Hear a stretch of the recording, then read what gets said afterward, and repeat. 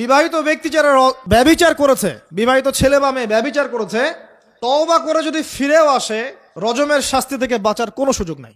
বুঝাতে পারছি না? একজন মহিলার কথা বলি, তাহলে বুঝতে পারবেন। এটা একজন মহিলা সাহাবীর ক্ষেত্রেও হয়েছে, একজন পুরুষ সাহাবীর ক্ষেত্রেও হয়েছে। আচ্ছা, পুরুষ সাহাবীর কথা বাদ দিয়ে মহিলা সাহাবীর কথাটা বলি। মহিলা সাহাবী এসেছেন, এসে নবীজিকে বলছেন, ইয়া রাসূলুল্লাহ তাহিরনি, আমাকে পবিত্র করুন, আমি একটা অন্যায় করেছি, আমি বিশাল একটা অন্যায় করেছি। নবী সাল্লাল্লাহু আলাইহি ওয়াসাল্লাম বলছে, কি করেছো তুমি? তখন সে বলছে, আমি জিনা করেছি। নবী সাল্লাল্লাহু আলাইহি ওয়াসাল্লাম বলছেন, বাসায় যাও, বাসায় গিয়ে আল্লাহর কাছে তওবা করো, আল্লাহ পাক মাফ করে দিবেন। নবীজি এটাকে হাইড করতে চাচ্ছেন, কারণ কি, যখন আপনি কেস আদালতে নিয়ে যাবেন তখন তো উপায় নাই, আপনাকে তো বিচার করতেই হবে। তুমি বাসায় ফিরে যাও, তওবা করো, আল্লাহ মাফ করে দিবেন।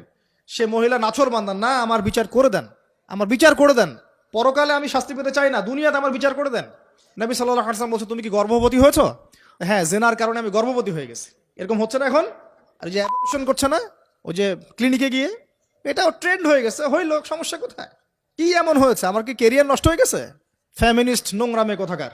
তারপরে এই মেয়ে বলছে, হ্যাঁ আমি গর্ভবতী হয়েছি ইয়া রাসূলুল্লাহ। নবী সাল্লাল্লাহু আলাইহি ওয়াসাল্লাম বলছেন, বাসায় ফিরে যাও, সন্তান যখন খালাস হবে তারপরে এসে বিচার করে দিব। 9 থেকে 10 মাস সে এই সন্তানকে গর্ভে ধরলো। ধরার পরে সন্তান যখন খালাস হয়ে গেল, সে নবীর কাছে এসে সন্তান কোলে নিয়ে, নবজাতক, ইয়া রাসূলুল্লাহ সাল্লাল্লাহু আলাইহি ওয়াসাল্লাম দরুদ পড়বেন, আমাকে পবিত্র করে দিন, আমার সন্তান হয়ে গেছে এখন। নবী সাল্লাল্লাহু আলাইহি ওয়াসাল্লাম বলছেন, সন্তান কি দুধ খাচ্ছে? হ্যাঁ, দুধ খাচ্ছে। তাহলে তুমি তাকে দুধ পান করাও। কত বছর দুধ পান করাতে হয়? 2 বছর। 2 বছর দুধ পান করাও, দুধ পান করা শেষ হবে, তারপরে এসে তোমার বিচার করে দিব। এবার 2 বছর দুধ পান করানোর পর এই মহিলা এসেছে, সন্তানের হাতে একটা রুটি, নবীজিকে বলছেন, ইয়া রাসূলুল্লাহ সাল্লাল্লাহু আলাইহি ওয়াসাল্লাম, আমার সন্তান এখন রুটি খেতে পারে, আমার সন্তান এখন রুটি খেতে পারে, আমার বিচার করে দিন। তখন নবী সাল্লাল্লাহু আলাইহি ওয়াসাল্লাম বলছেন, সাহাবীরা, তোমাদের মধ্যে কেউ কি আছো এই সন্তানের দায়িত্ব নিবে? একজন আনসার সাহাবী বলছেন, আমি দায়িত্ব নিব। তখন এই আনসার সাহাবীর কোলে নবী সাল্লাল্লাহু আলাইহি ওয়াসাল্লাম এই বাচ্চাকে তুলে দিলেন।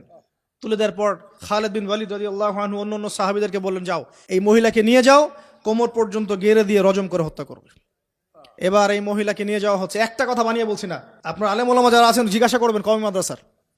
এই মহিলাকে নিয়ে যাওয়া হচ্ছে, মহিলাকে পাথর নিক্ষেপ করা হচ্ছে। পাথর নিক্ষেপ করার মধ্যে খালিদ বিন ওয়ালিদ রাদিয়াল্লাহু আনহুর পাথরও ছিল। খালিদ বিন ওয়ালিদ রাদিয়াল্লাহু আনহু নাম শুনেছেন না? বীর সাহাবী, তিনি পাথর নিক্ষেপ করেছেন একটা।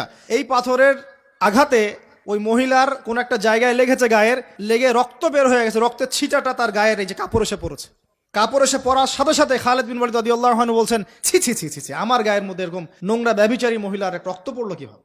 এরকম একটা তাচ্ছিল্যের কথা বলেছেন। তখন নবী সাল্লাল্লাহু আলাইহি ওয়াসাল্লাম বলছেন, হে খালিদ, তুমি থামো, হে খালিদ তুমি চুপ করো।